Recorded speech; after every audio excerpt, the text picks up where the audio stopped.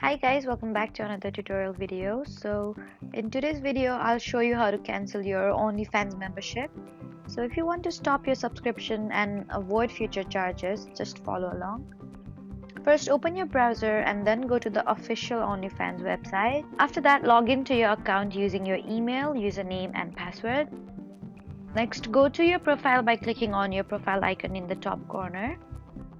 Now tap on the settings and then go to the subscription section. Here you'll see a list of all your active subscription. Find the creator you want to unsubscribe from and click on it.